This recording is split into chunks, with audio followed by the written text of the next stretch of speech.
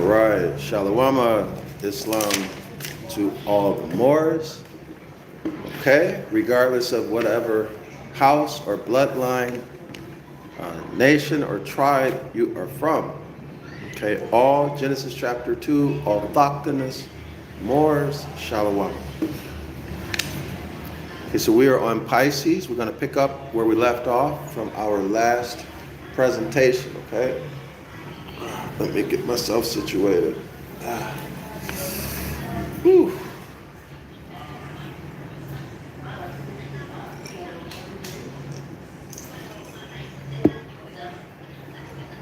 All right. Okay, so we're on page 205. All right. So let's pick back up. The subheading is Pisces and Jupiter. In referring to this sign, that's Pisces, along with Gemini, Virgo, and Sagittarius as, quote, bicorporal, end quote. Ptolemy is the Egyptian astronomer, was in part describing Pisces' linking characteristics, okay? So it's linking something together. These signs called, quote, mutable, unquote, these signs are called mutable signs in modern astrology. In modern astrology. So therefore, in ancient astrology, were they considered or called mutable signs? We need to check that out, right? Because he's specifying, the author is specifying that it's called mutable in modern astrology. So the concept of mutable means changeable, right? So what term, if any, were applied to these signs? In other words, were they considered to be mutable, changeable signs? That's a yes or no question, right? If yes, what was the term that was used? If no, what's the concept? Right? They're fixed. That means they don't change. Okay. All right. So these signs called mutable signs in modern astrology come at the end of each of the 4 energy pulses. So these energy pulses are seasons: winter, summer, spring, and fall, or spring, summer, winter, fall. Spring being Aries. Right now, Aries is the beginning of the natural year, right? Springtime, the time where rejuvenation happens. Flowers grow, plants grow, etc., etc.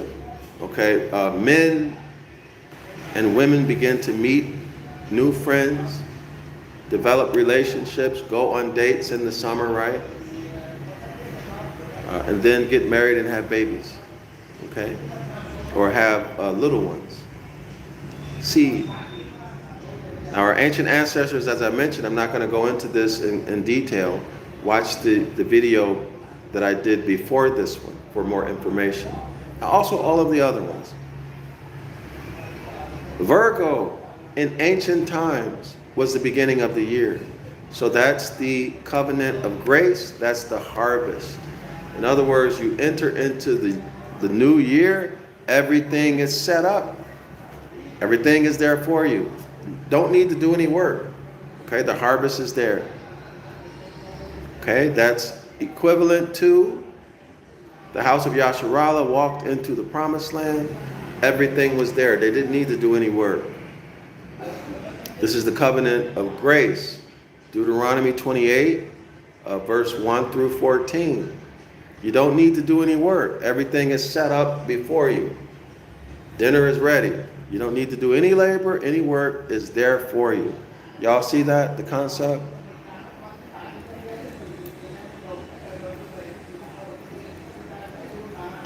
So you start with everything that you want or could possibly desire, right there given to you.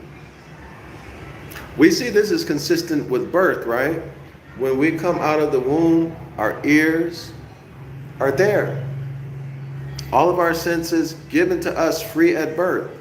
All we need to do is use them. Is that clear? Yes.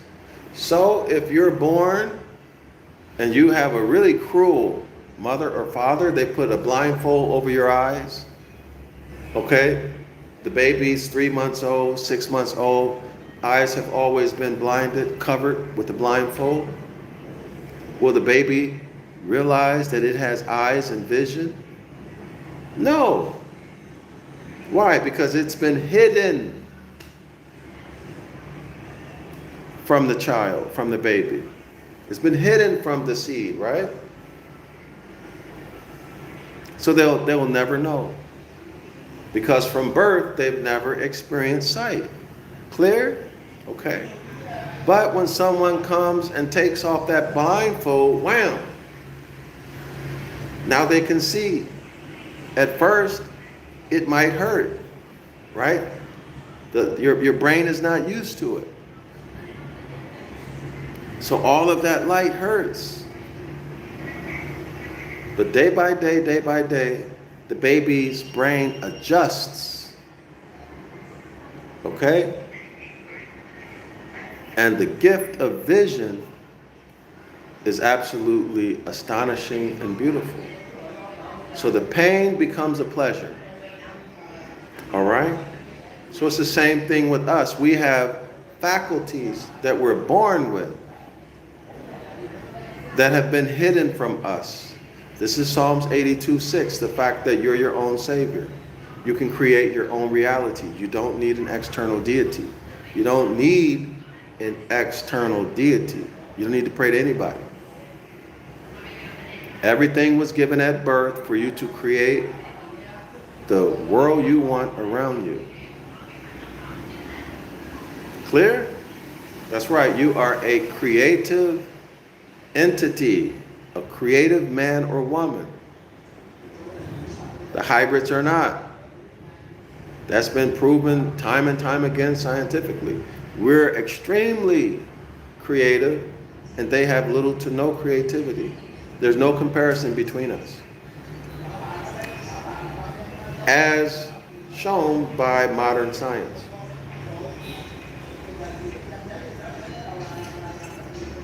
So we're the captains of our fate, right? We save ourselves, okay? Which is a natural law. So all of these things we're born with. My point is this: it was given to us free at birth. So it seems fitting that the year would begin at the harvest. Everything is given to you. You didn't have to work for anything. Okay? You didn't work for anything. Anyway, let's continue. It's free. And the most valuable things are free, right? But they're often the least appreciated. Your senses, vision, hearing, taste, touch, sound, often unappreciated. Walking. Almost nobody wants to walk. But that's an amazing free gift. Talk to someone who's confined to a wheelchair or a bed. See how much they would love to be able to go for a walk again. But many of us, y'all look at it as though, you're walking? You're not driving whatever? You look down on the person. But you ask any person who's paralyzed, who cannot walk, okay? Maybe they have a nice car that a paralyzed person can drive. I guarantee you they'll trade that car to be able to walk again any day of the week. So these free gifts are unappreciated, okay? Just like when you hear me say that you are your own savior, or quote unquote, you are God's, connotatively God's, right?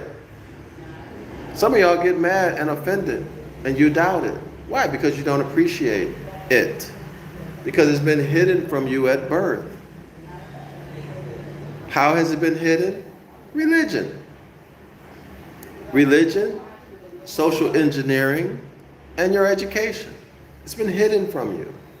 Okay, just like that baby who was born and the cruel mother or father put a blindfold over its eyes.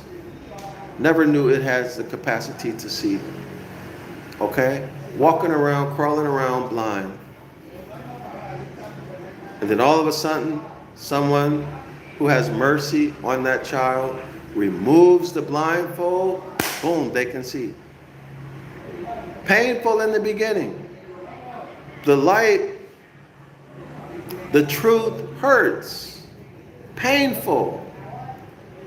Until your mind adjusts to the light, to the truth. And then you see the value in it. Then you love it. You don't want to live without it. Such is the truth and the light. The light is the enlightenment. JC said, I am the truth and the light. No one comes to the Father except through me. The truth hurts. Okay? It's often so bright that it hurts your brain, your eyes, your mind. You want to turn away from it. Okay? But slowly and surely, it doesn't hurt anymore. Okay? And you can eventually accept it.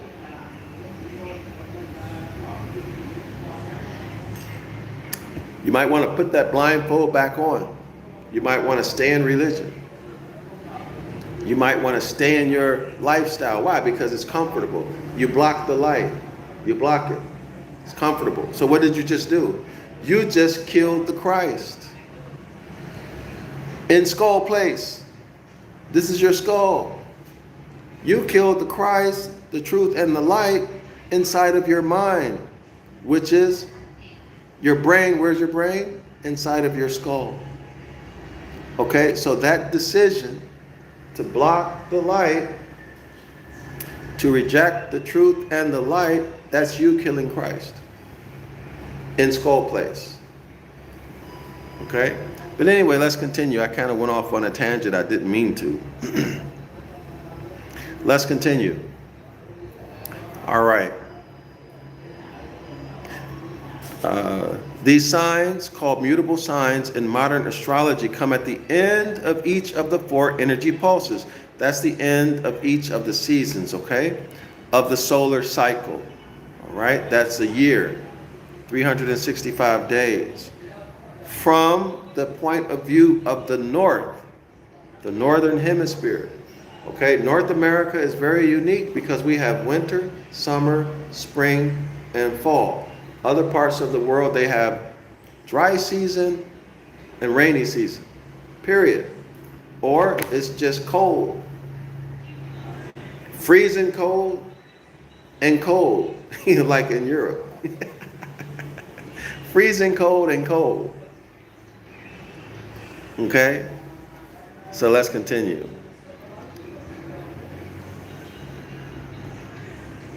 All right, so these mutable signs, they come at the end of each of the 4 energy pulses of the solar cycle.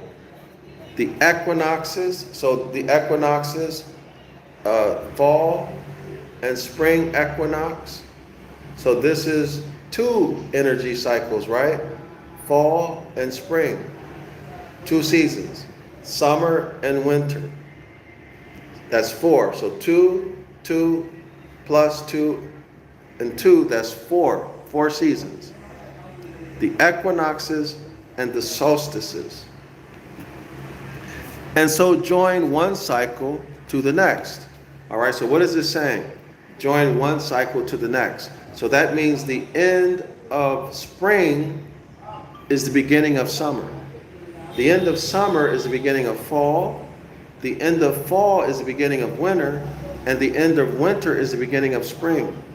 So they are mutable, right? So it's ending one season while beginning another. Mutable. Okay? All right.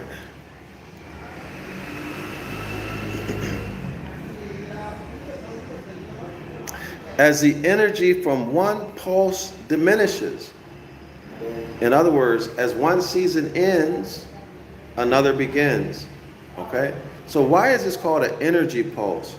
Because these seasons carry a tremendous amount of energy. There's a tremendous amount of energy, okay, associated with these seasons. All right? So the ending of one season, the transition from one season into another, that requires a tremendous amount of energy, cosmic and terrestrial energy, okay? Terrestrial meaning from the earth and cosmic meaning from the cosmos, from space. Is that clear? All right. Okay.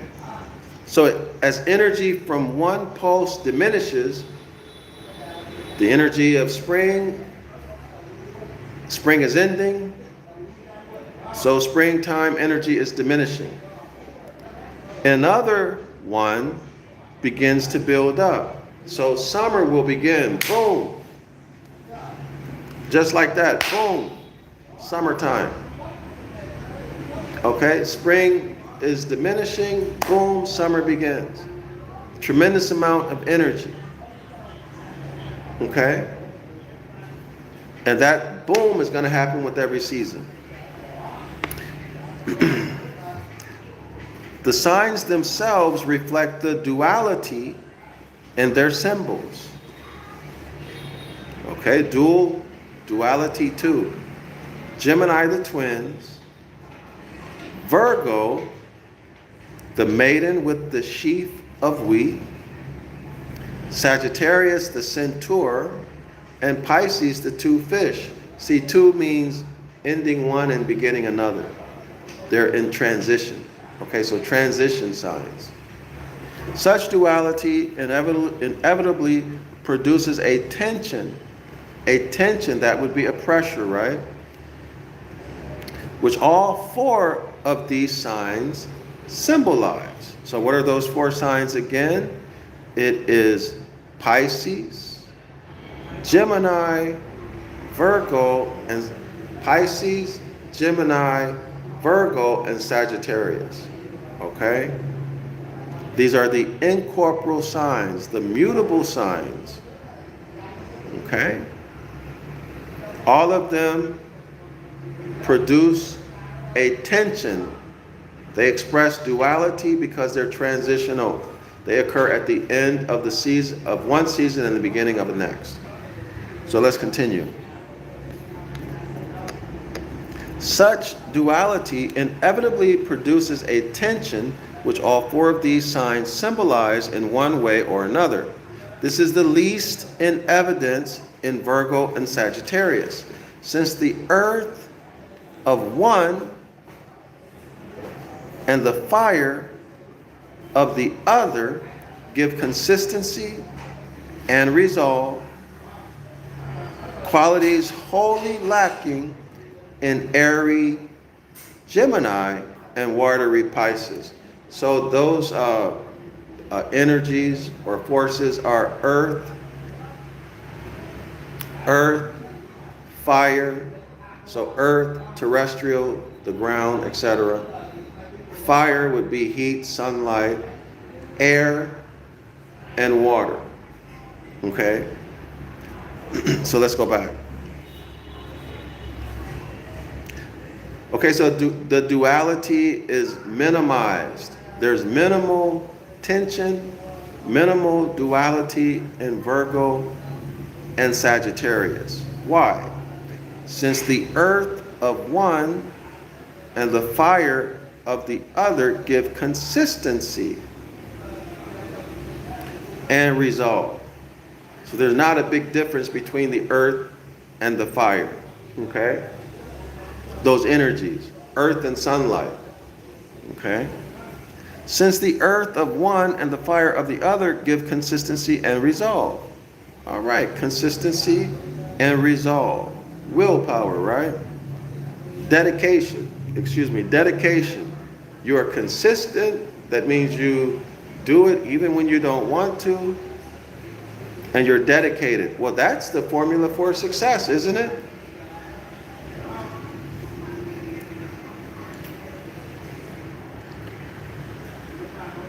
Mike Tyson said, I believe it was talking about the success, or no, professionalism. He said being a professional is doing what you hate and doing it consistently at the best of your ability.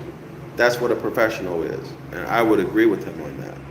Okay? But all of the success and achievement literature will tell you that to achieve whatever it is you want to achieve in life, to be, do, or have whatever it is you want, the two ingredient that you absolutely must have as a part of your habit life is consistency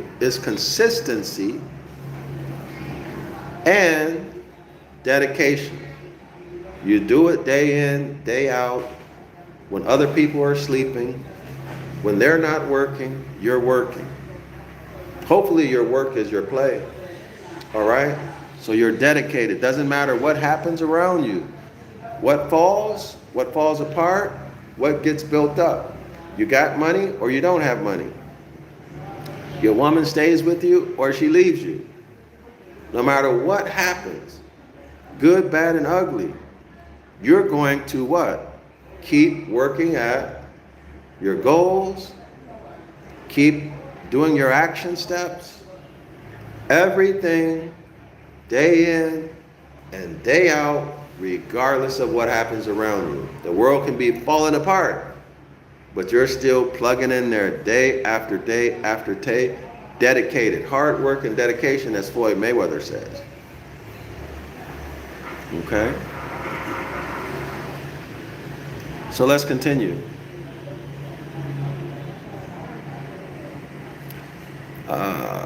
Okay, so this hard work and dedication or consistency and resolve, these are qualities wholly lacking in airy Gemini and watery Pisces. So Gemini, the dominant force is air, and Pisces is water.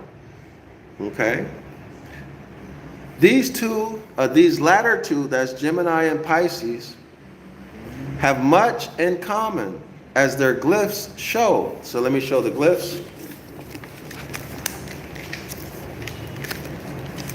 Y'all can pause this on the playback. Here's the glyph for Gemini. It looks like a Roman number 2, right? Here's the glyph for Pisces.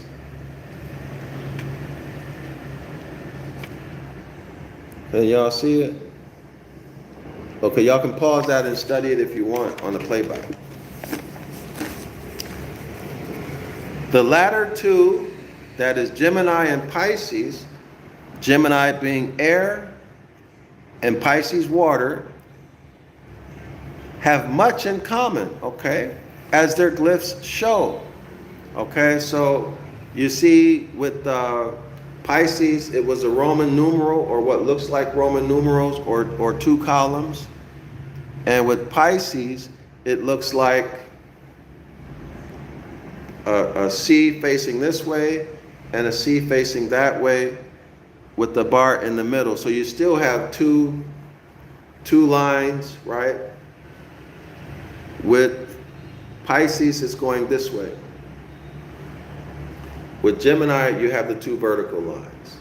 Okay, so with Pisces, 2 curved lines, right? And Pisces, 2 vertical lines. Okay? Pisces has 2 fish swimming in opposite directions. All right? Again, Pisces is 2 fish swimming in opposite directions. Now y'all can see why that's different from consistency and resolve. Pisces opposing, they're going opposite directions, opposing. Okay, whereas Virgo and Sagittarius, they're working together, harmony, unified, consistent, dedicated.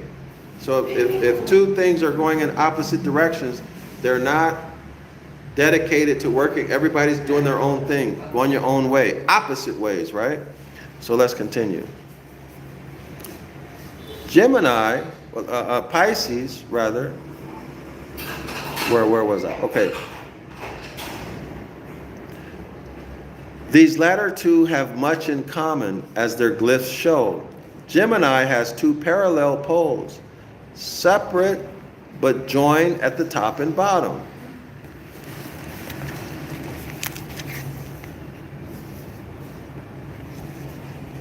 Okay. Looks like a Roman numeral. Two poles or two columns, separated in the middle but joined at the top and the bottom. Gemini has two parallel poles, separate but joined at the top and bottom. Pisces has two fish.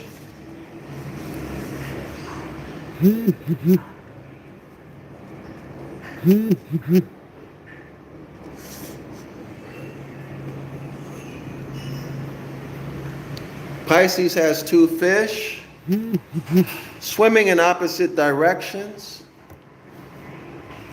joined at the center by a thin band. Okay, so there's a similarity.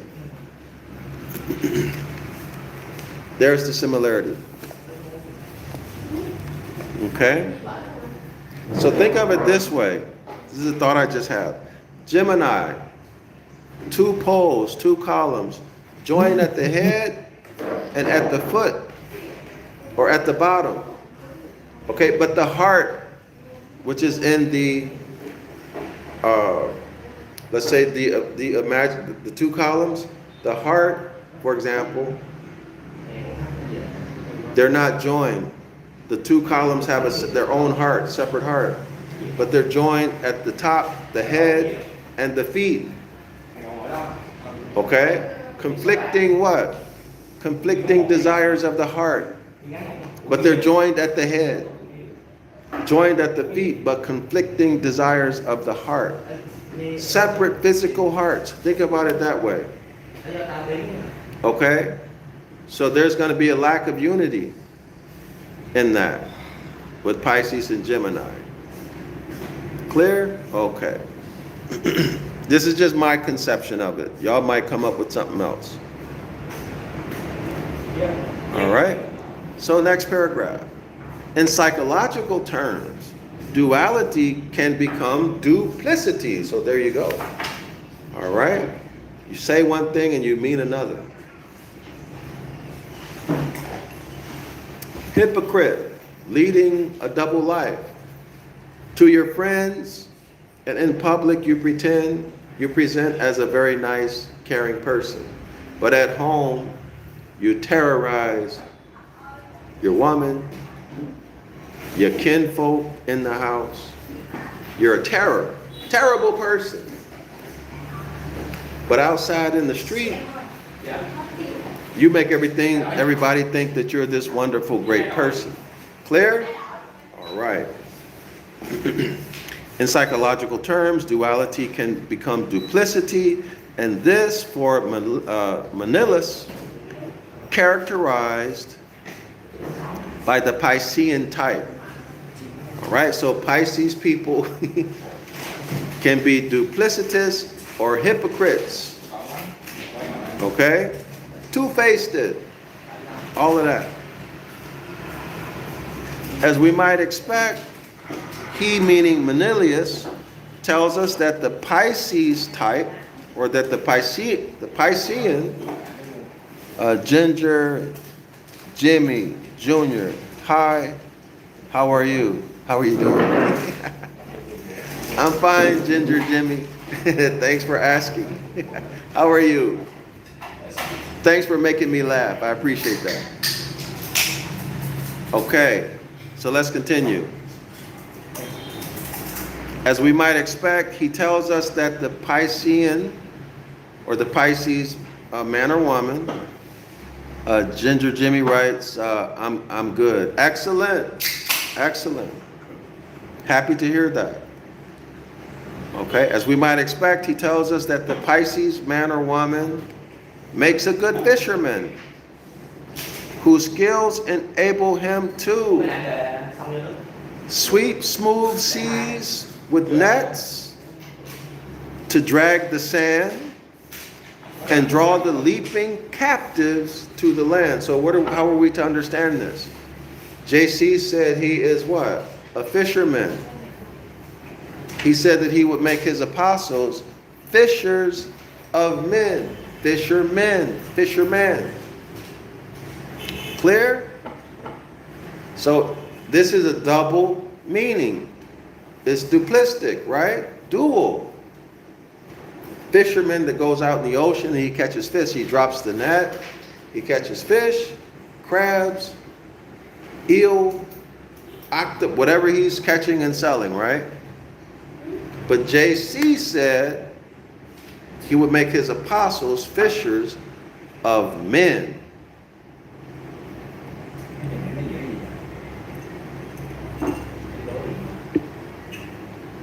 These are evangelists, okay? Religious people who go out and teach and recruit.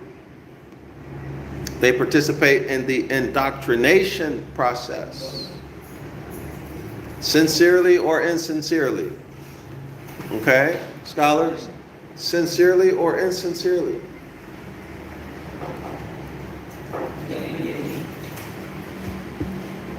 The C's, S-E-A-S, would be the seeds of men or hybrids, right? The multitudes of men and women or hybrids that they're evangelizing to. The nets would be what? The doctrine. The religious doctrines that they're going to assist you with propagizing your own mind with the literature, the sermons, right? The music,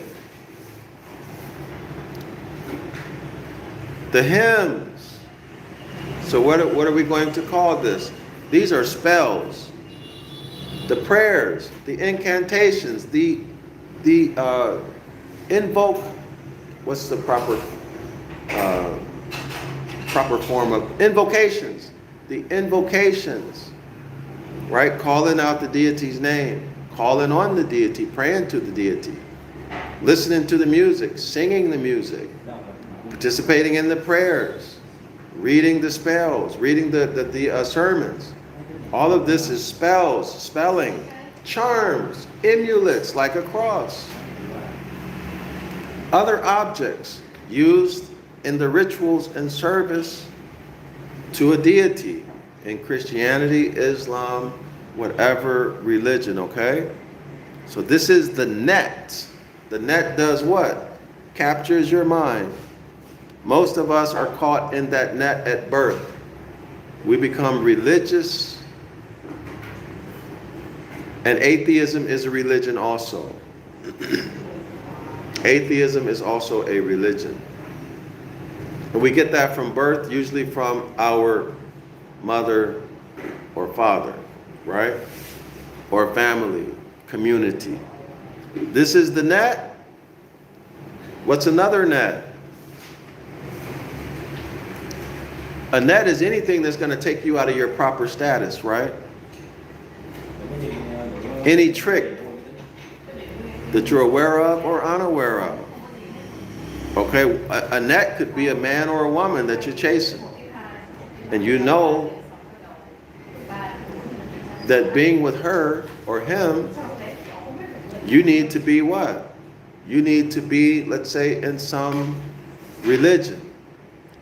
You need to practice certain rituals or ceremonies. You need to go to church, the mosque. You need to, in science, let's say if you're with a medical doctor or some other scientist, they may want you to attend conferences, stay out of the church, the mosque, participate in the ceremonial observances of scientists, okay? Just to be with them, all right? So this is the net, fishermen. But he immediately adds that he can also, this is Manilius, lay cheating wires or with unfaithful bait, the hook conceal and get by deceit. All right, so these fishers of men will be using what? Doctrine as cheating wires. Unfaithful bait, right? You have a fear of death. Or whatever fear you might have, well, there's something in the doctrine to give you comfort and confidence so that you no longer fear it. See, give you confidence and comfort in the doctrine, right? In other words, these things that are going to take the responsibility and accountability off of your shoulders, and you put it on the deity's shoulders, and you wait for the deity to do it for you. And you are completely out of harmony with nature. Completely out of harmony with nature.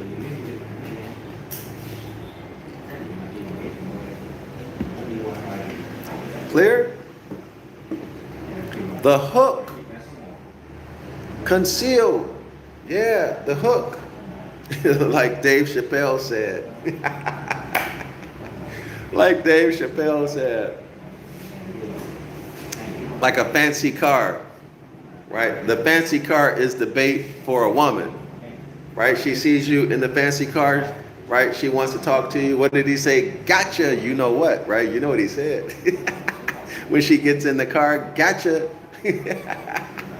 That's the bait, okay?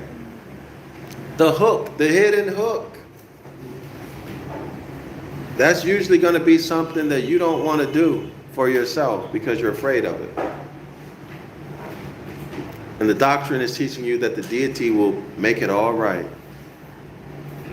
Okay? So the hook conceal and get by deceit. Okay, so the masses get religion. If you're outside of the house, remember that reference to JC? The apostles asked JC, why is he always speaking to the people in parables? And he said, this is a paraphrase, he said that he speaks to them in parables so that they will not understand and never be able to get the sense of it, so that they can never repent and be saved. So he wanted them to be unrepentant and to burn in hell, to die in their sins, or, depending on your doctrine, not have a resurrection. Depending on your doctrine, or not make it into the kingdom, not go to heaven. So JC didn't mean those people any good. He spoke in parables so that they would not understand and get the sense of it so that they could repent and be saved. So that means he wanted them not to be saved. It is what it is. Right? It is what it is. Even though the Christian explanation of that, the Christian doctrine of that, of what parables are simplified stories or simple stories to make complex concepts easy to understand. But that's not what JC himself said. So who are you going to believe? JC, the Christ figure, your alleged savior, who you've been indoctrinated to worship or revere, whatever? Or are you going to believe the theologians who tell you that the purpose of a parable is something different than what JC himself said? All right? Now the theologian, he's got some money at stake. If he comes out and tells you that these are parables so that you will never be able to understand, so that you can repent, so that you will never be able to be saved, so that you'll die and burn in hell, or so that you'll die and never be resurrected. That's it for you. Okay, you don't get to go in the kingdom. You get tortured with fire. Or you get to be out of existence forever. There's no money in that. No money in that. So of course they're going to tell you the parable, and the reason why I'm saying of course they're going to tell you that is because this is a hybrid system. Pisces, the Pisces zodiacal era, era of time, the age of Pisces, this is corporate structures, darkness, okay? Water, Raphaim Dogon, domination, darkness, all right? So this is why I'm saying that. Correlated with Genesis chapter 1, where the hybrid is created for the purpose of dominating you, the autochthonous Moors of Genesis chapter 2. Taking your stuff. Taking your stuff. Okay, through escheat, bills of attainder, and denying you due process of law. Okay? And having you blinded at birth, thinking that you are a byword. Okay? Y'all know what all of the brands are. Latino, what else? Negro, black, colored, Indian. What else did I miss, y'all? All of these bywords. So no nationality, nothing that connects you to the land. Clear? So now you become state's property, never knowing since birth that you're the rightful heir of all of the land, all of the resources, all of the energy, earthly and cosmic. Because you are autochthonous, sprung from the soil. You've been blinded from birth. And I'm here to take the blindfold off. So that you can see, just like that baby that I mentioned earlier in this presentation. Okay, it might hurt. You might want to block it. Right? That bright light, that truth, the truth and the light might hurt, might be uncomfortable. You might undergo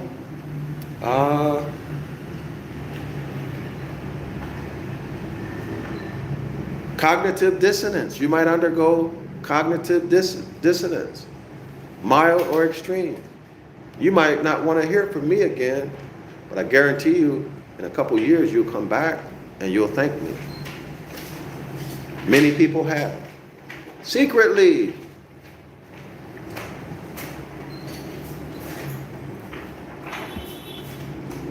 All right? So you're on the outside, my friend. You're not in the inside of the house. If you are on the inside of the house, then yes, you have access to, maybe you got this information, maybe you didn't go high enough up to get it yet. All right?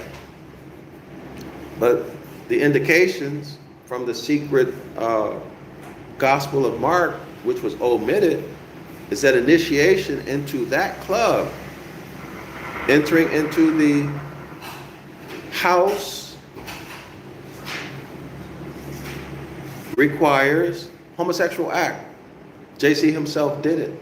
That's why they removed that from Mark's Gospel. If y'all don't know what I'm talking about, go back and watch the videos that I did. Maybe the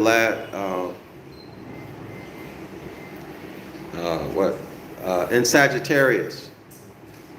They were very recent videos that I did. Maybe the last 4 or 5 videos on Sagittarius or Scorpio, maybe Scorpio. The last 4 or 5 videos I did on, let me check it. Was it Sagittarius? Sagittarius, or y'all go back and check it. It's there. I mean, I kind of beat that. I went through that a lot.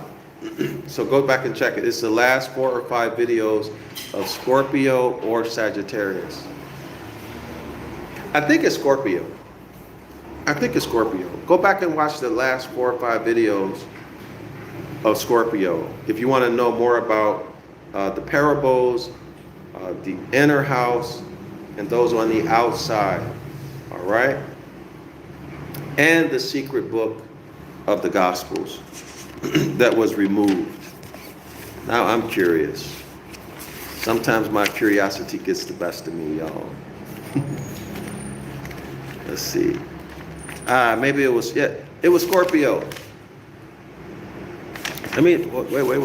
Let me make sure.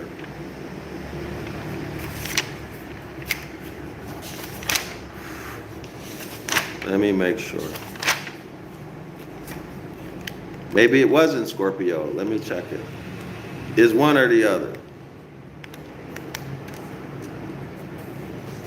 I'll remember by the headings.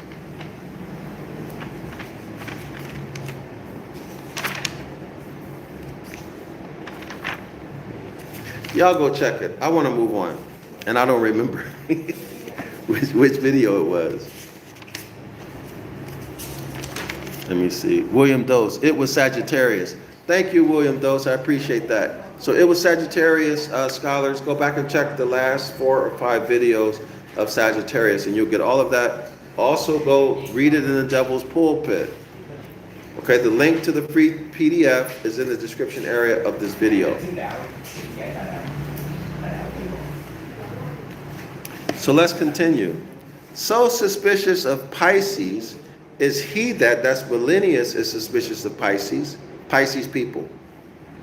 He says nobody should want it prominently placed in his horoscope. Okay, William Dose writes, page 164. Thank you very much. All right, scholar, so that information is on page 164 of the Zodiac and the Gospels. Okay, everyone should read that and understand it.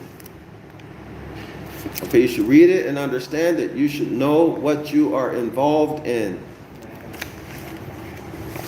Okay, you should know what you are involved in.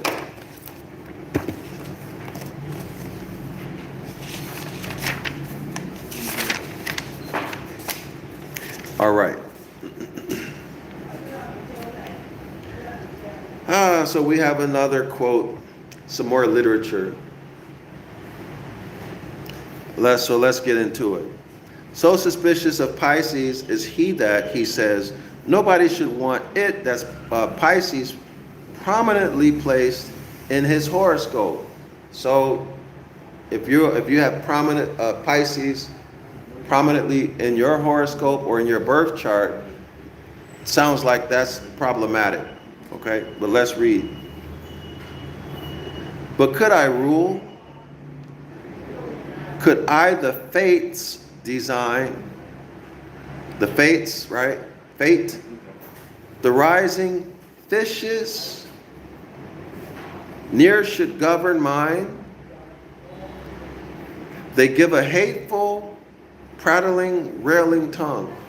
Okay, so fish don't have tongues that they can talk, right? I think he's talking about men. People. Still full of venom. Yeah, so fish don't have venom, right? Some might, but all don't. Fish is general. So talking about people. Always in the wrong.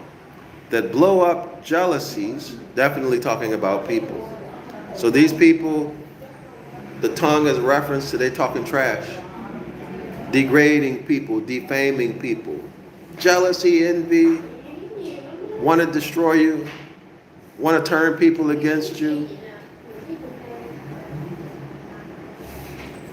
That blows up jealousies and heightens fears, want to make people afraid of you, right? Try to get you fired off your job. Try to turn your consorts, your woman's people against you, her kinfolk against you. By muttering poise, now whispers in men's ear. See that? Telling lies behind your back. Faithless the births and full of wild desire. So wild desire with the hybrid, that's referencing The lower half, or the animalistic part of the hybrid, right? The animal contribution to his being. So this is a Han Uman. Han Uman, the human, the colorable man. Looks like a man on the outside, but does not have the consciousness of a man. So Han Uman, Genesis chapter 1, created creature.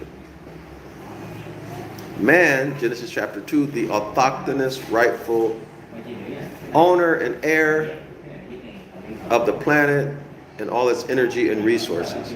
See the distinction? So the hybrid has animalistic desires that it cannot control. Okay, they want to kill, they want to eat raw meat. They want to dominate people, just like an animal. Give a dog a bone and try to take it from them. Most dogs they'll bite you, even if y'all are close. They'll want to fight over that bone. They're object-oriented, whereas autochthonous men and women sprung from the soil, we are more relationship-oriented. We care about the relationship more than the object. Okay? So let's continue. Now, this can apply to an autochthonous more. Right? These are lower self people who are just doing dirty, rotten, nasty stuff. Okay? Their faith is treachery. Treachery means tricking people. Okay? Tricking, deceiving, deceitful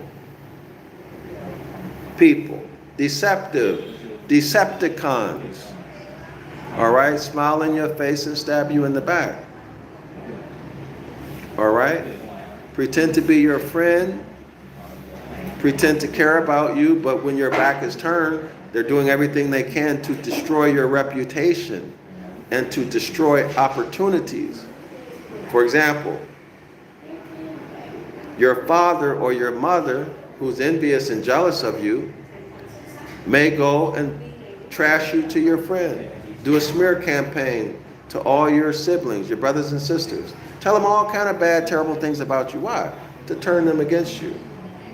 Why? Because they hate you. There's something about you that reminds them of everything that they're not. Everything that they're not, but that they want to be. They see your success and happiness, even your own father. And it makes them feel hurt, pain inside.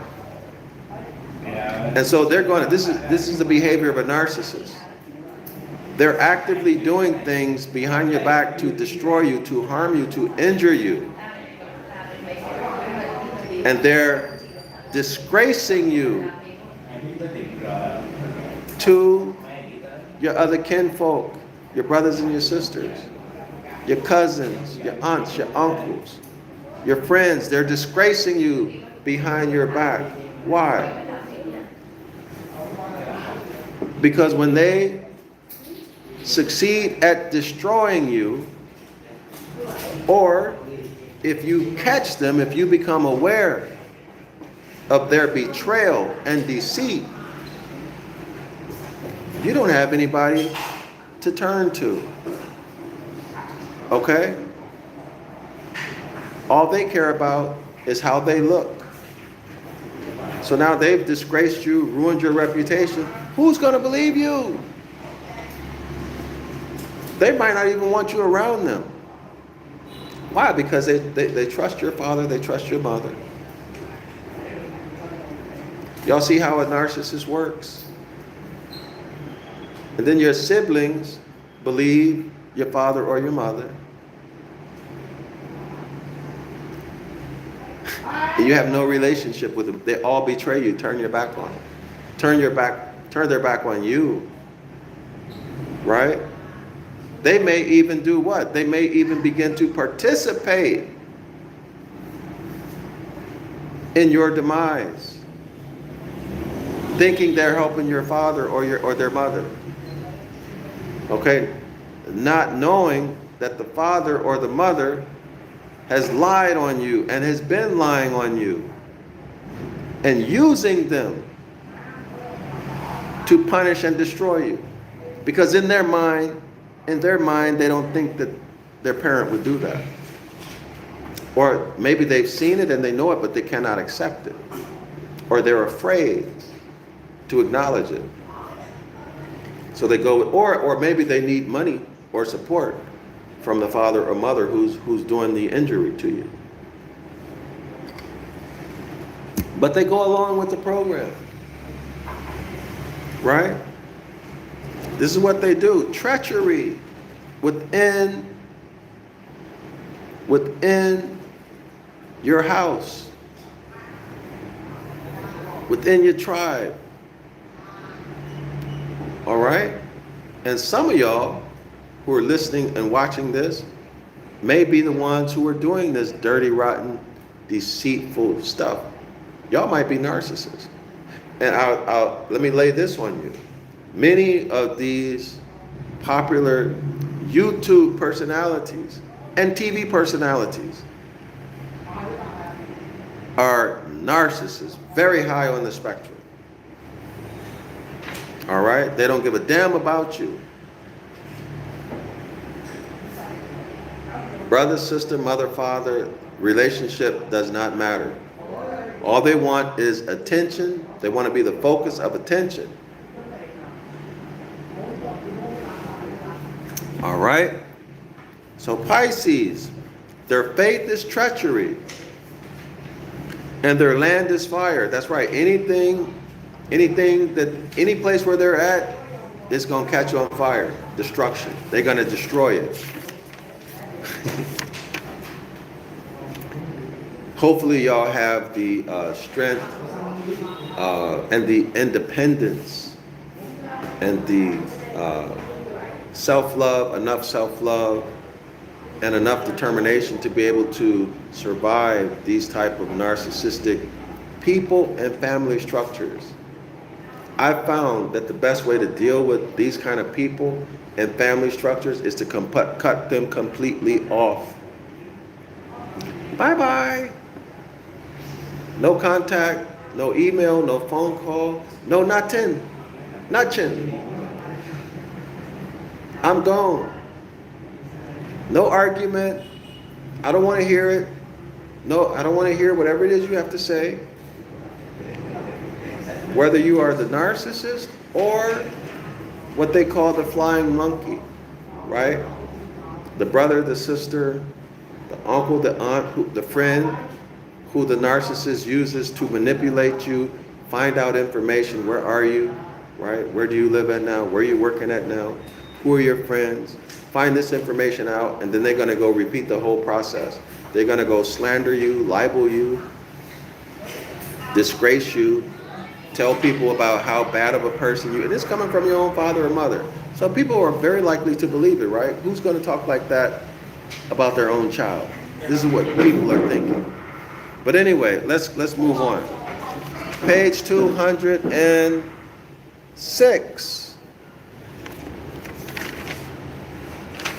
Page 206. Manilus detects a weakness in Pisces, which we might call spinelessness. Unwillingness to confront anyone directly. Isn't that a narcissist, y'all? Isn't that a narcissist? Deviousness, covert, and cowardly acts. Isn't that what we see? Allen tells us that the sign was considered a malignant, that's uncurable, a malignant influence in human affairs. A dull, treacherous, that means tricky, right? Deceitful, tricky, and phlegmatic sign. He goes on. Now, this is a quote from page 340 of Millennius' work. The Egyptians, the instructors of the Hebrews, in astrology. How about that, y'all? So if the Egyptians are the instructors of the Hebrews in astrology, think about that. The Egyptians, the instructors of the Hebrews in astrology. That suggests, now notice they didn't say Jews. That's religion, right? He says Hebrews. Now even in this book, I've noticed the author writing things that have two meanings. Okay? Two meanings. The only way you'll understand it if you understand the principles and concepts of linguistics, and etymology is one of them. The Egyptians, the instructors of the Hebrews in astrology, suggesting, right, or indicating that astrology is in the Hebrew scriptures. Now that shouldn't be far-fetched, right? Because Moses himself was learned in all of the ways of the Egyptians. That would include astrology. Not hocus pocus, this is the science of cosmology. The science of cosmology, period. All right? So astrotheology is the deification, along with what? Rituals and ceremonies involving the cosmos, period. No hocus pocus. No witchcraft. Science. Okay? Y'all realize that when you study astrology, you need to study mathematics too. You need to understand angles, the angles between stars, angles between constellations, so on and so forth. Yes, geometry. It goes on and on and on and on and on. Okay? Let's continue. The Egyptians, the instructors of the Hebrews in astrology, are said to have abstained from eating sea fish out of dread and abhorrence. Y'all hear that? So the Egyptians didn't want to eat any fish. I never thought about that. I never thought about that. Egyptians didn't want to eat fish because Pisces. They didn't want that Piscean energy entering into their consciousness through their mouth. That's very interesting. I never considered that. Christianity, Pisces, represented by the two fish. All of the negativity that we just read about, including the domination,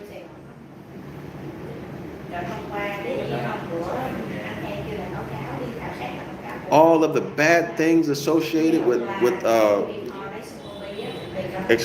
Capricorn and Aquarius, having to do with the sea, and we're eating fish, taking in that negative energy. I never thought about that. Y'all put a 1 in the comment section if y'all see what I see. The Egyptians, the instructors of the Hebrews in astrology, are said to have abstained from eating fish. That means they wouldn't eat fish from the sea. Abstain from eating sea fish out of dread and abhorrence. Dread of Pisces negativity that we've been discussing. And when they would express anything odious, represented a fish in their hieroglyphics. Wow. William Dose put 1 in. All right, thanks, William Dose. Okay, so I'm seeing what you're seeing. We're seeing the same thing. Roro Amani puts 1 in. We're seeing the same thing. I never thought about this. Fishers of men. So this whole fish representation or symbology of Christianity Christ is a fisherman. Evangelists are fishers of men. That's extremely toxic and negative.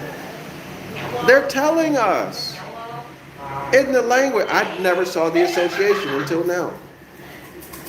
I never saw the association until now. Why did they do it? Why? Because it reduces their karmic debt. It reduces their karmic debt. In other words, they can turn around and say, well, we told them. Christianity is represented by Pisces, 2 fish. We told them. They just never took the time to learn. It's clearly seen in the Egyptian record. Let me say it again, y'all. The Egyptians are said to have abstained from eating sea fish out of dread and abhorrence. That's the energies associated with Pisces. And when they would express anything odious, represented a fish in their hieroglyphics. So anything that was disgusting, deceitful, a betrayer, destruction, anything antisocial, they represented by fish. Wow. Fish. Dogon. Half fish, half man. Raphael. Living under the sea. Oh, Annie's. Half man, half fish. Y'all see that? Okay, this section is on page 206, y'all. Y'all can go back and check this out yourself.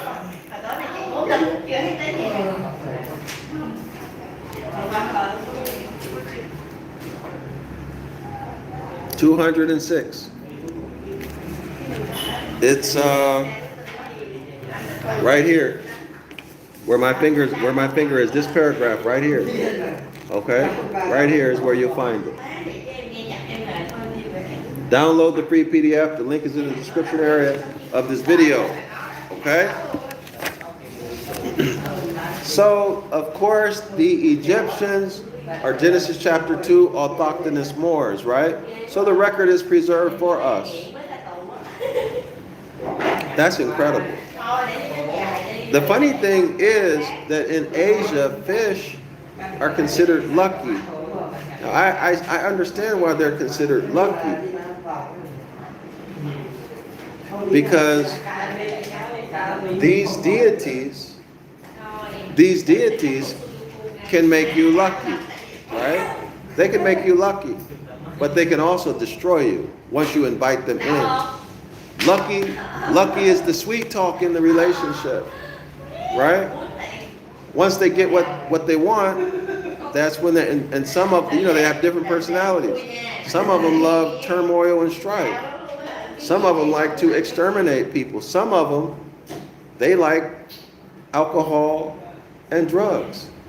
So depending on which one of them is influencing your life, that's the kind of behavior they're going to influence you into getting into, because they were into that and they want to continue to enjoy it, but inside of you. Okay, so sweet talk you to get in and then get you into destructive behaviors that they found pleasure in. Y'all see that? So I can see why they would see fish as being lucky. That's the sweet talk that works in Asia. All right? Luck. Man. Okay, y'all, we're 1 hour and 9 minutes into it. So I'm going to end this live stream. Shalom Islam to the Moors. If you feel it in your heart to support my project to write the book of the law in ancient Ibaryath, the original language, spoken and written, William Doe's right. Is that why the obelisk is placed in the center of a fish sign? I don't know. I don't know the answer to that. I don't know the answer to that.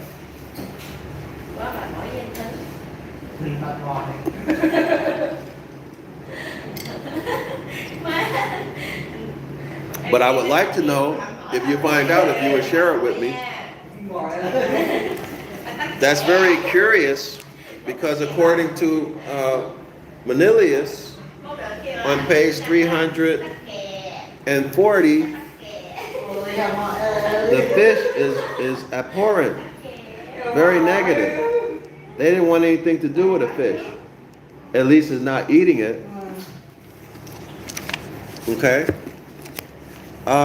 So where were we? Oh, yeah. If you feel it in your heart, support the project. Okay, to write the book of the law back into ancient Ibaryath and modern English. Well, I'll show the etymological meaning of every word, how I render it, its part of speech or function, the raw sentence, and the finished sentence or verses, right? I'll add back in the cosmology / astrology, add back in the natural law principles and concepts, such as estates, etc., and to remove all of the deceit and deception and lies, intentional and unintentional. Okay? Everything will be right there for everybody to see for themselves. Okay? So I want to have everybody's support before I do this project, okay? Because it's a big project. It's not a 6-month or 1-year project. This is a very big project to write the book of the law, all right? Also, I have written many ancient Ibaryath books. All of this stuff, if you find this interesting, all of this stuff, this analysis comes out of ancient Ibaryath, linguistical analysis of ancient Ibaryath. Okay? So all of you should go out and get this knowledge. Okay? If you don't want to get it from me, you can search around and learn it yourself. But I put everything together. Okay? Everything is together. Presented very, very well. Very good to use as teaching tools for yourself and others. Okay? So I've got many, many books. You can see the links to some of them in the description area of this video. One of my favorite books is Animals in the Bible. It's a 4-color, very, very colorful for young people, children, and adults. Shalom, y'all. Islam.